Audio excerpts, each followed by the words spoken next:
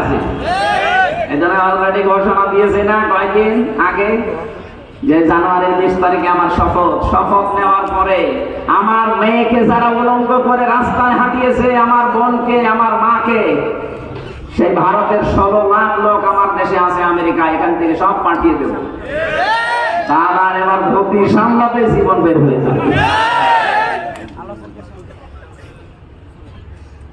এজন্য উল্টা পাল্টা জায়গায় হাত দিয়েছেন, এতদিন মিথ্যা ছড়িয়েছেন আমাদের দেশে সাম্প্রদায়িক সম্প্রীতি নেই, এখানে সংখ্যালঘু নির্যাতন হয়, এটা ডাহা মিথ্যা কথা বলেন। ভয়েস অফ আমেরিকা, মাইক্রোসফট, এগুলো সব খ্রিস্টানরা চালায়। তাদের কথাগুলো শোনেন তো কি রিপোর্ট দিচ্ছে। আগস্টের 5 তারিখের পর থেকে আজ 4 মাস হয়ে গেল। এই দিনে সবচাইতে বেশি এই 4 মাসে এই 15.5 বছরের ভেতরে যারা অন্য ধর্মে আছে তারা সবচাইতে বেশি নিরাপদে আছে। আপনারা মিথ্যা ছড়িয়ে কি করবে? এই তো আজ 4 দিন না 5 দিন আগে পঞ্চগড় এবং মাগুরা এই 2 জেলা থেকে 2টা মহিলা গিয়েছিল ভারতে চিকিৎসা নেওয়ার জন্য। সাংবাদিক হয়েছে মলম সাংবাদিক, যেটা হকার, এই হকারের আর এক বন্ধু আছে, সে বলছে বলেন আমার মেয়েকে বাংলাদেশে রেপ করেছে, আমাদের বোঝা বর্বর করতে দেয় না, আমরা আর টিকতে পারলাম না, এই জন্য আমরা চলে এসেছি।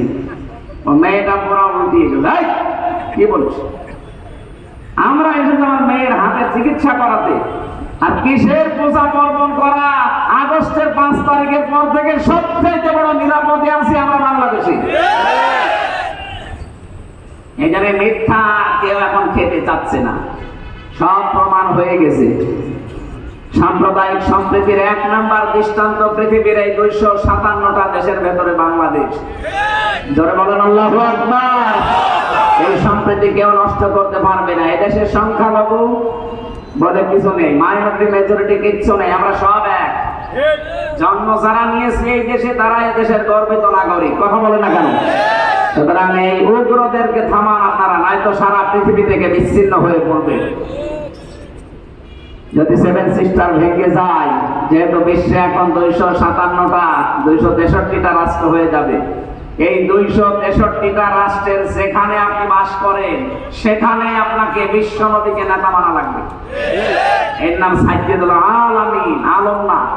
শুধুমাত্র এই পৃথিবীর এই 263টা রাষ্ট্র না, যত জগৎ আল্লাহ বানিয়েছে, কেউ যদি বলে আমি চাঁদের দেশে থাকি, সেখানেও আপনাকে নবীকে মানা লাগবে। কেউ যদি বলে আমি মঙ্গল গ্রহে থাকি, সেখানেও নবীকে মানা লাগবে। ইয়াতানাজ্জালুল আমরু বাইনাহুন্না, আল্লাহ পাক বলেন প্রতিটি আসমানে আমার বিধিবিধান নাযিল হচ্ছে, যেখানে যে সৃষ্টি আছে তার জন্য এরকম বিধান আমি নাযিল করি। যেখানেই যাবেন আপনাকে নবী ছাড়া অন্য কাউকে আপনি মানতেই পারবেন না। 2 নম্বরে সাইয়্যিদুল বাশার, বাশার মানে মানুষ। কেউ যদি বলে আমি মানুষ, মানুষ পদবাচ্যে যারা বিবেচিত, মাস্ট তাকে নবীকে নেতা মানা লাগবে। শুধুমাত্র দুনিয়ার এই জগৎ না, মানুষ না, সাইয়্যিদুল কাউনাইন বলা হয়েছে 3 নাম্বার। শুধু দুনিয়া না, আখিরাতেও আপনার জন্য আমার জন্য বিশ্ব নবী হবেন একমাত্র নেতা। অন্যান্য যত নবী আছে সবাই অপরাগতা স্বীকার করবে, মুহাম্মদুর রাসূলুল্লাহ পড়ে যাবেন সেজদায়। 50 বছর কেটে যাবে এক সেজদায়।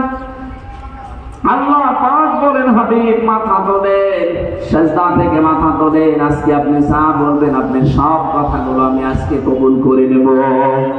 সুতরাং শুধু এই জগতে কাজে লাগছে তা না, মরণের পরও আমার নবীকে দরকার আছে না নেই? এখনো পর্যন্ত যারা রাজনীতি মনে করে কানে তোলা দিয়ে আছেন, কান একটু ছাড়ান, হাত সরান। শুধু দুনিয়া না, আখিরাতেও কাছে লাগবে। যার সিগনেচার ছাড়া, যার সার্টিফিকেট ছাড়া, যার সুপারিশ ছাড়া কেউ জান্নাতের গেটে যেতে পারবে না। আরো জোরে বলেন। 4 নম্বরে শুধু আমাদের মানুষের না, উভয় জগতে না, সাইয়্যিদুল মুরসালিন, যাদের রাসূলুল্লাহ পাঠিয়েছেন তাদের জন্য তিনি সাইয়্যিদ। 5 নম্বরে সাইয়্যিদুল আম্বিয়া, শুধু নবীদের না, শুধু রাসূলদের না, সবার জন্য তিনি ছিলেন একমাত্র নেতা।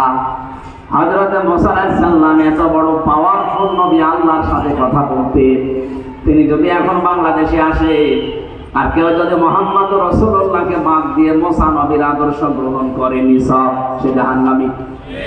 কথা বলেন না কেন? কি মনে করেন আপনি বলেন তো?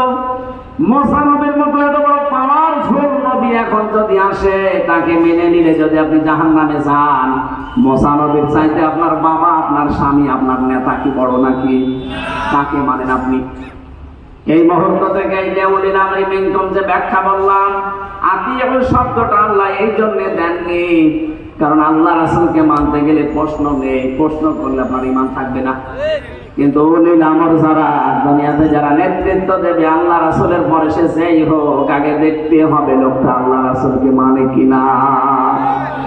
বুঝেছেন কিনা বলেন এ পর্যন্ত? বুঝেছেন? আপনারা বুঝলে শুধু হচ্ছে না, আমার এগুলো তো বুঝবে।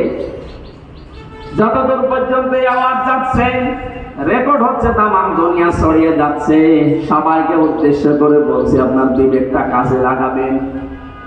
আল্লাহ আমাদেরকে বিশ্ব নবী মুহাম্মদ রাসূলুল্লাহ একমাত্র আদর্শ মেনে চলার তৌফিক দাও, বলেন আমিন। ইয়াউমাইযিল লা তানফাউ শাফাআতু ইল্লা মান আযিনা লাহুর রাহমানু ওয়া রাদিয়া লাহু কাওলা। সূরা তাহা 16 নম্বর পারা 18 নম্বর পৃষ্ঠা 10 নম্বর লাইনের 109 নম্বর আয়াতে আছে। আল্লাহ বলেন, সেদিন সুপারিশ কাজে লাগবে না যার কথা শুনতে আমি আল্লাহ রাজি না হব এবং যার প্র্যাকটিক্যাল লাইফের উপরে আমি আল্লাহ রাজি না থাকবো। কুমিল্লাবাসী, নবীজির সুপারিশ যদি আমি আপনি পেতে চাই, আমার জীবনকে আগে পাল্টাতে হবে। জীবন পাল্টানোর যতগুলো নিয়ম নীতি আছে কোরআনে আমি 500 নিয়ম পেয়েছি, তার ভিতরে আজকে একটা বলছি। আমার আলোচনার বিষয় আজকে আমানত। কি বললাম? বলেন বলেন। মানব জীবনের একটা গুরুত্বপূর্ণ পাঠ এটা। পুরো কোরআনে এরকম 500টা পাঠ আছে, এর ভেতরে আজকে আমি একটা বলছি, আমানত। শব্দটা শুনতে যত সহজ মনে হচ্ছে, বিষয়টা অত সহজ না। এর ভেতরে আমার মনে হয় দুনিয়া আখিরাত সব আল্লাহ লুকিয়ে রেখেছেন। আমানত এমন একটা গুরুত্বপূর্ণ বিষয়, নবী মুহাম্মদ রাসূলুল্লাহ জানিয়েছেন কিয়ামতের আগে দৃশ্যটা দুনিয়ায় এমন হবে, মাইকিং করেও একজন আমানতদার মানুষ খুঁজে পাওয়া যাবে না। আমার মনে হয় সেই সময় এখন ফিরে চলে এসেছে। আমি তাকান, এখন মাইকিং করে একটা আমানতদার মানুষ খুঁজে পাওয়া যায় না। অথচ একটা মানব জীবনের গুরুত্বপূর্ণ পাঠ, নবীজিকে মানুষ আমানতদার এই শব্দটা বলে আরবে ডাক দিত। আমানতদার পারত না? আল আমিন, আস-সাদিক, এমনি এমনি বলে নাই। সে জীবনে এত বেশি আমানতের দায়িত্ব পালন করেছে, নিজের জামাই হযরতে আলীকে মরণের বিছানায় রেখে গেছে, তারপরও আমানতের দায়িত্ব ভুলে যাননি। যেদিন তার বাড়ির চারিদিকে 42 জন কাফের রাঙ্গা তরবার নিয়ে দাঁড়িয়ে আছে, বিশ্ব নবী ডাক দিয়ে বললেন, আলী, চারিদিকে ওরা দাঁড়িয়ে আছে আমাকে হত্যা করার জন্য। ওই যে ঘরের ভেতরে টোপলা দেখতে পাও, ওগুলো সব ওই ওদের সারা আমাকে হত্যা করার জন্য এসেছে। আমি আল্লাহর আদেশ পেয়েছি, এ মুহূর্তে যদি আমি চলে যাই তাহলে আমার আল আমিন নামের কলঙ্ক হয়ে যাবে। আমানতদার আমি, ওরা নিজেরাই আমাকে ডাকে, তাহলে এই আমানতদারের কলঙ্ক হয়ে যাবে। তুমি আমার বিছানার উপরে চাদর মোড়া দিয়ে শুয়ে থাকো, সকালবেলা ওরা এসে যখন আমাকে পাবে না, পাবে তোমাকে। তুমি তখন পাওয়ার সঙ্গে সঙ্গে যে নেতার সেজে তোমার হয়তো কিছু বলবে না, তুমি সঙ্গে সঙ্গে আমানতের দায়িত্বটা পালন করার পরে 3 দিনের মাথায় মদিনায় আমার সাথে দেখা করবা। বাংলার মুসলমানেরা চিন্তা করেন তো, এই কঠিন মুহূর্তে যেখানে জীবন মরণ নিয়ে টানাটানি, সেখানেও নবীজি আমানতের দায়িত্ব ভোলেন নাই। নিজের জামাইকে মরণের বিছানায় রেখে যাচ্ছে, অথচ আপনি কি করলেন? বিশাল আমানতটা জনগণ আপনাকে দিতে চায়নি, তারপর আপনি নিজে নিজে আমানতদার সেজেছিলেন। কথা বলে না? তিনি 3টা নির্বাচনে আমরা কেউ তাকে জোর করে দিতে চাইনি, তিনি জোর করে আমানতের দায়িত্বটা নিয়েছিলেন। কি করলেন নিয়ে? এই যে চলে গেলেন, কত ঋণ আমাদের মাথার উপরে দিয়ে গেলেন আপনি। মানুষ জন্ম নিলে কমপক্ষে 1,10,000 টাকা তার মাথার উপরে ঋণ। রিপোর্ট দেওয়া হচ্ছে এই দেশে প্রতি বছরে 15.5 বছরে প্রত্যেক বছরে 42,000 কোটি টাকা শুধু পাচার হয়েছে। এক দরবেশ সেই টাকা মেরে খেয়েছে 36,000 কোটি। একটা কোলাঙ্গার ইসলামী ব্যাংক থেকে 80,000 কোটি টাকা মারিকাটি করেছে। এখন অনেককে বলতে শোনা যাচ্ছে, তারা কোন নিয়তে বলছেন আমরা জানি না, যে ইসলামী ব্যাংক একদল নাকি ডাকাতি করেছে। কিসের ডাকাতি? যারা বানিয়েছিল তারা হাতে। ইসলামী ব্যাংক আপনি বানিয়েছেন, এর প্রতিষ্ঠাতা যারা, তাদের দিকে তাকান। ইসলামী ব্যাংক এখন তার মায়ের কোলে ফিরে গেছে। কথা বলেন না কেন? এতদিন তো ডাকাতি হয়েছিল, সেখান থেকে মায়ের কোলে ইসলামী ব্যাংক ফিরে গেছে। যাদের চরিত্র ওই রকম তারা ওই রকম কথা বলতে পারে, যাদের চরিত্রের ভেতরে ওই রকম মারিং কাটি। এখন বলছে দেখা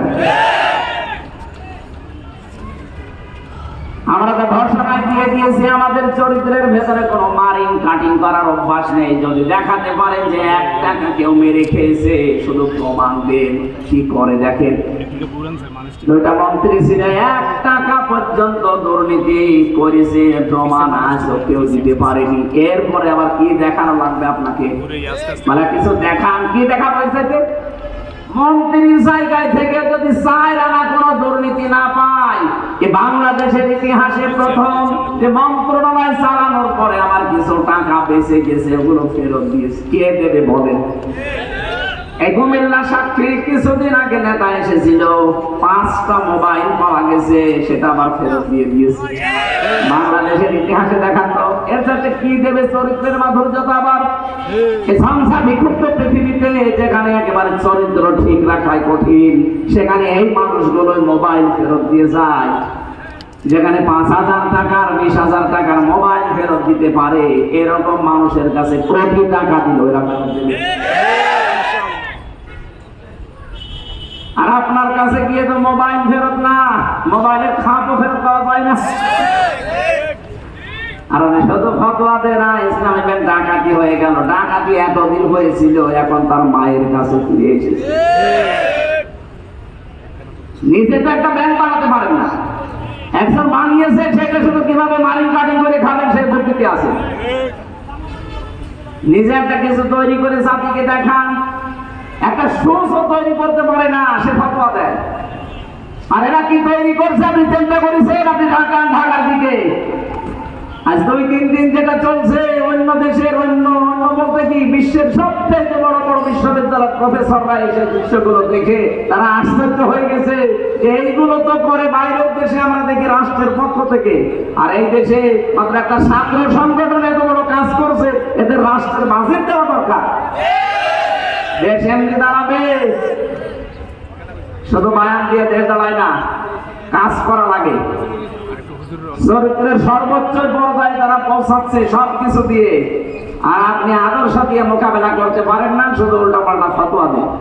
জনগণ এখন আর ওই আগের 5 তারিখের আগে নেই, অনেক আগে আগস্টের 5 তারিখ পার হয়ে গেছে। কথা বলেন না কেন?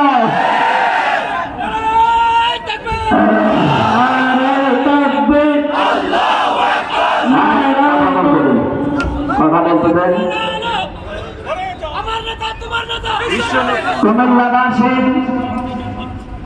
অনেক ছোট্টটা সুটকেস নিয়ে চলে যাচ্ছে, আর নবীজি বলেন আমি এগুলো নিয়ে গেলে আমার আলামিন নামের কলঙ্ক হয়ে যাবে। আপনি এতগুলো সুটকেস নিয়ে চলে গেলেন, আপনার মুসলমান নাম আপনার হাজি নামের কলঙ্ক হইল না। সারা দুনিয়া থেকে এই যে এখন প্রকাশ হয়ে গেছে আমার দেশের মাধ্যমে, আপনি 14টা সুটকেস নিয়ে চলে গেছেন। পাইলটকে জিজ্ঞাসা করছে, বাক্সগুলো উঠেছে? বলছে হ্যাঁ ম্যাডাম চলো। একটা মানুষকেও কিছু জিজ্ঞাসা করলেন না, কথাও বললেন না কারোর সাথে। আপনার এত দরকার সুটকেসে? যাওয়ার সময় যদি কাওয়া কাকু কেউ বলতো যে কাওয়া চলে গেলাম, কিছু বলে না। আমারও বলি, আমার বলতে পারতো না যে 3 বছর জেল কাটালাম, কিছু মনে করো না, মাফ করে দিও, চলে গেলাম, কথা বলে না। তো দোয়া সাবে যাইনি, ওই সময় তো বাইরে ছিলাম। আপনার সুটকেস এত দরকার যে সুটকেসের খবর নিয়েছে, এগুলো উঠেছে বিমানে, হ্যাঁ চলো এবার যান, ওগুলো নিয়ে চলে যায়। আপনার নামে কলঙ্ক হয়ে গেছে, আপনি হাসিনা, আপনি ফাঁসি। আপনাকে মুসলমান বলতো মানুষের ঘৃণা হয় এখন, কথা বলে না কেন?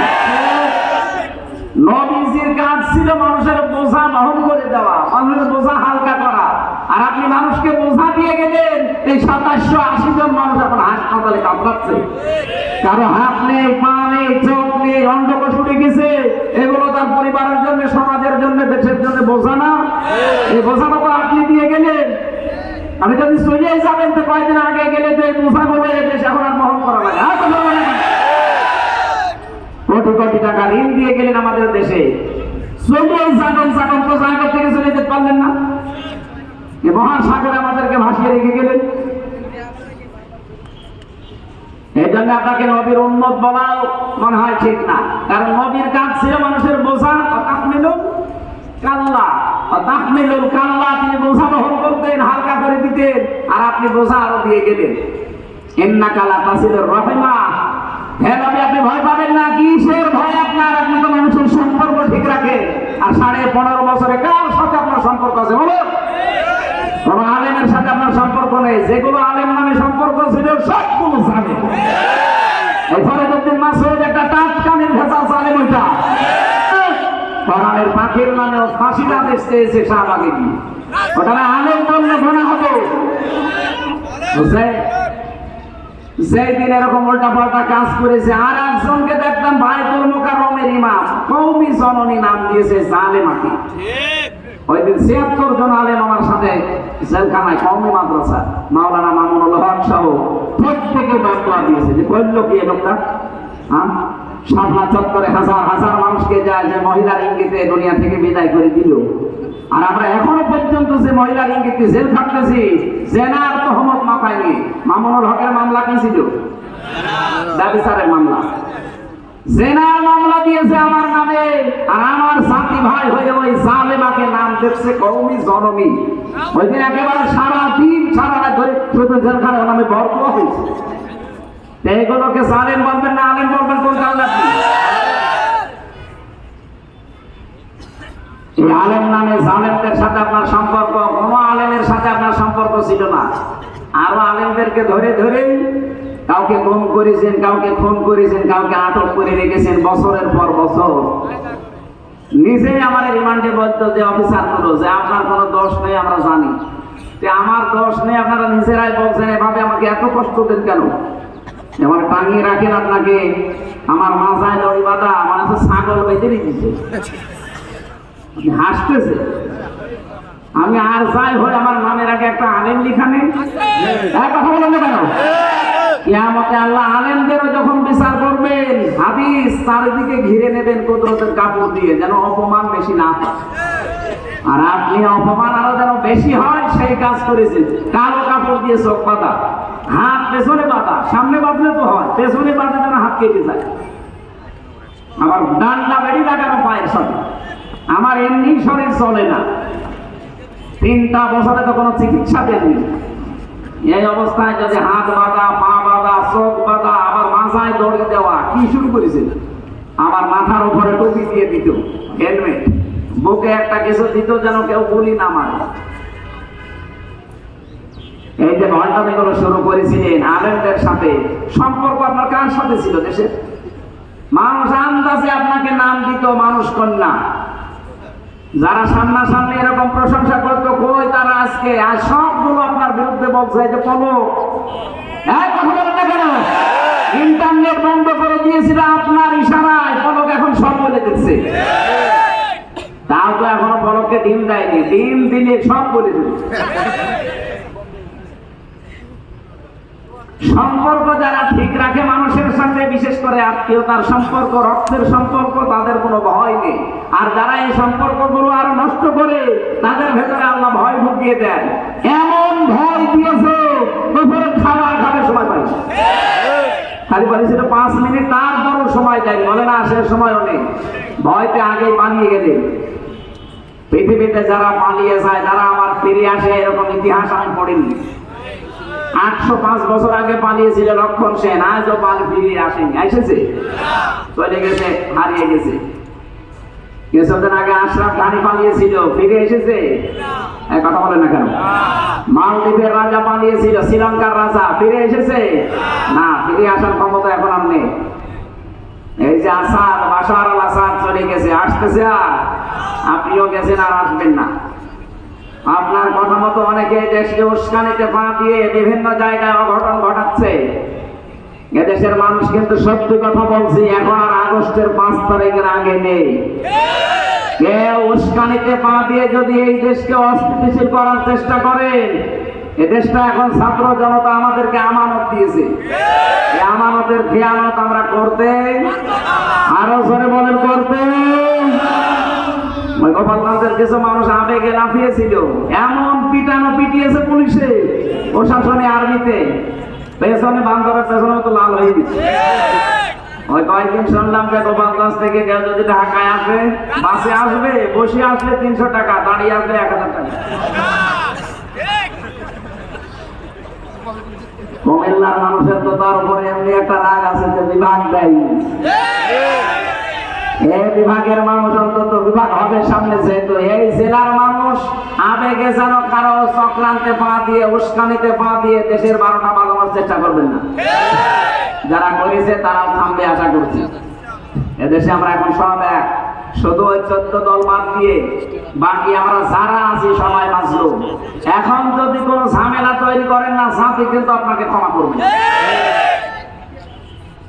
আমানতের দায়িত্ব নবী নিজে জীবন দিয়ে পালন করছিলেন, আর আপনি আমানতের দায়িত্ব পেয়ে সবগুলো নিয়ে খেয়ানত করে চলে গেলেন। আপনি নবীর উম্মত দাবি করতে পারেন না, এর পরের গুলো তো একটাও মানেন না। আল্লাহ রাব্বুল আলামিন বলেন, ইন্নাল্লাহা, অবশ্যই আমি আল্লাহ, ইয়া'মুরুকুম, তোমাদেরকে আদেশ করছি, আন তুআদ্দুল আমানাতি ইলা আহলিহা, তোমাদের যাবতীয় আমানতকে তার প্রাপকের কাছে পৌঁছিয়ে দেবা। এখানে গচ্ছিত যে আমানতটা আছে এইটার কথা বলা হয়েছে। তাফসীরে ইবনে কাসিরের ভেতর থেকে শোনাচ্ছি, হযরত ওসমান ইবনে তালহা রাদিয়াল্লাহু তাআলা আনহা, তার ঘটনা এই আয়াতের ভেতরে আছে। নবীজি মক্কা বিজয় করলেন, নিজে উঠের উপরে চড়ে তাওয়াফ করলেন, লাঠি দিয়ে হজরে আসওয়াদকে তিনি স্পর্শ করলেন। এরপরে হযরতে তালহা ওসমান ইবনে তালহাকে ডাক দিয়ে বললেন, এই নাও চাবি, কাবারে চাবি। দরজা খুলে তিনি 2 রাকাত নামাজ আদায় করে চাবিটা দিয়ে দিলেন। বলেন, কিয়ামত পর্যন্ত তোমার বংশের কাছে আমানতটা থাকবে। একটা দুনিয়ার সময় তেলাওয়াত করে জানালেন, অবশ্যই আল্লাহ নির্দেশ দিয়েছে তার আমানতকে তার প্রাপকের কাছে পৌঁছিয়ে দাও। আমানতের কথা কেন বারবার বলছি? আমার এই জীবনে আমি কোরআনে কারিমে পড়াটা পড়ে আমানত পেয়েছি প্রধানত 27 প্রকার। কত? আপনি কি ঘুমাচ্ছেন? 27 প্রকার আমানতকে দুনিয়ায় আপনাকে পালন করে দেখানো লাগবে। তার প্রথম প্রকার আমানত হচ্ছে আপনার জীবনটা। এটা আল্লাহ পাক পক্ষ থেকে আপনাকে একটা আমানত দিয়েছেন, মন মতো আপনি ব্যবহার করতে পারবেন না, এমনকি নিজের অঙ্গ প্রত্যঙ্গ যা আছে একটা নিজে নষ্ট করে ফেলতে পারেন না। এটা আমানতের খেয়াল হবে। ওয়ালা তুহলিকু আনফুসাকুম, সূরা বাকারার ভেতরে আছে একটা বাংলা অর্থ হচ্ছে নিজেদেরকে নিজেরা ধ্বংসের ভেতরে ফেলে দিবা না। সুতরাং বডিটা যেহেতু আল্লাহর পক্ষ থেকে আপনার কাছে আমানত, এই আমানতটা রক্ষা করার জন্য অবশ্যই এই বডির খেয়াল রাখা লাগবে। যারা এই বডিকে নষ্ট করে ফেলেন, বিড়ি, সিগারেট, এরপরে যে গাঁজা খেয়ে, মদ খেয়ে, নেশা ভান করে আপনি কিন্তু ধরা খেয়ে যাবেন। এখন থেকে সতর্ক হয়ে যাবেন, আমার বডিটা আল্লাহর আমানত, আমি এই বডিটা নষ্ট হয় এমন কোন কাজ বলেন বলেন যত আপনার কাছে আমানত, এমন দিকে তাকাবেন না যেখানে তাকালে আমানতের খেয়ানত হয়। আজ অনেক মানুষ আমার মোবাইলে মেসেজ পাঠায়, হুজুর 2 বছর বিয়ে হয়েছে, নিজের বউ আর ভালো লাগে না, অন্যের বউ দেখলে খুব ভালো লাগে। এটা একটা রোগ। এটা কি? এটা ভালো লাগার পেছনে কারণ আছে। আমি 2টা ঔষধ বলছি, এখন থেকে শুরু করে মরণ পর্যন্ত মাত্র 15 দিন একটু মেনে চলেন, দেখবেন 15 দিন পরে অন্যের বউ দেখলে আপনার মেজাজ খারাপ হয়ে যাবে, নিজের বউ দেখলে আপনার আকর্ষণ বাড়বে। কোরআনে কারীম সূরা নূর 18 নম্বর পারা 12 নম্বর পৃষ্ঠার 7 নম্বর লাইনে 30 নম্বর আয়াতে আছে ঔষধ, কুল্লিল মুমিনিনা ইয়াগুদ্দু মিন আবসারিহিম ওয়া ইয়াহফাযু ফুরুজাহুম যালিকা আযকা লাহুম ইন্নাল্লাহা খাবীরুম বিমা ইয়াসনাউন।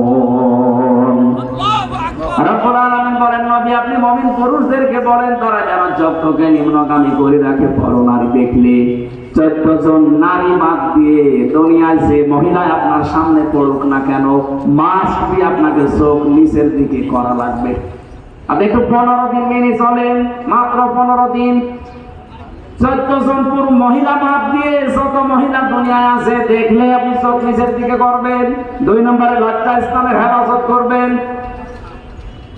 মেয়েরা যদি কারোর সাথে মোবাইলে কথা বলেন, মা বোন যারা শুনতে পাচ্ছেন, প্রথম নাম্বারে আপনার কথা হবে মোবাইলে খুব শর্টকাট কথা। যদি কারোর সাথে বলেন 14 জন পুরুষের সাথে আপনি কথা বলতে পারেন, এই 14 জনের বাইরে যদি কাবা শরীফের ইমাম কল দেয়, আপনি মোবাইলে কথা বলবেন খুব শর্টকাটে। 2 নম্বরে ভাষা হবে রুক্ষ সূক্ষ্ম। কথা বুঝতেছেন? এগুলো না, আপনার কথাবার্তা শুনে আরো অনেকে দেখি চলে আসে আপনার কাছে, আসতে চায়। আজ পরিবার অবক্ষয়ের পেছনে কারণ আমার মনে হয় মোবাইলের এই উল্টাপাল্টা কথাগুলো। প্রতিদিন দেখবে অনশন করছে মেয়েরা, 2-3 বাচ্চার মা এসে চলে এসেছে আফসার সাহেবের বাড়ি, কি অনশন বিয়ে করা লাগবে কেন? এই মোবাইলের ব্যবহারটা সঠিক হওয়া লাগবে। 15 দিন মাত্র একটু চেষ্টা করেন, 15 দিন পরে একটা অনির্বচন সুখ আপনার মনের ভেতরে আল্লাহ দান করবে। শব্দটা কি বললাম? একটা অনির্বচন সুখ আপনি পাবেন। পাখির বাচ্চারা দেখবেন, মুরগির বাচ্চা যখন এর ডানার নিচে আশ্রয় নেয়, ওর পালক পর এত মোলায়েম, এত সফট, এত কোমল, একটার সাথে যখন আরেকটা লেগে যায়, ওর নিচে যখন সিল কাকের থেকে বাঁচার জন্য আশ্রয় নেয়, এই বাচ্চারা যখন দেখে যে মায়ের পালক একটার সাথে আরেকটা লেগে গেছে, এটা সফট কোমল, এমন সুন্দর একটা নিচের জায়গা হয়ে যায়, ওখানে এই কম পালকের সাথে আরেকটা পালক লাগলে একটা ঘর্ষণ লাগে, ঘর্ষণ। ওটাকে বাংলায় অনির্বচন সুখ বলে। তখন বাচ্চারা কিচির মিচির আওয়াজ দেয়। তাফসীরে আমি পড়েছি, কোন মানুষ যদি সত্যি 15 দিন পর্যন্ত আল্লাহর এই 2টা ঔষধ পালন করতে পারে, তখন দেখবেন জায়েজ জিনিসের প্রতি আপনার আকর্ষণ বেড়ে যাবে, অন্যায় কোনো অবৈধ জিনিস দেখলে আপনার রাগ হবে। আমরা এটা চাই না? কথা বলেন।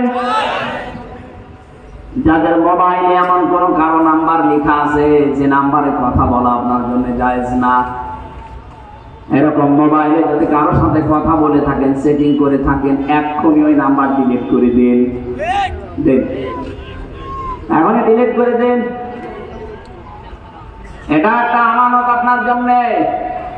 এই আমানত রক্ষা করেন। 15 দিন আমি সময় দিলাম, আল্লাহর কসম আমি নিজে পরীক্ষা করে বলছি, 15 দিনের ভেতরে মাস্ট বি আপনাকে আল্লাহ একটা পরিবর্তন এনে দেবে।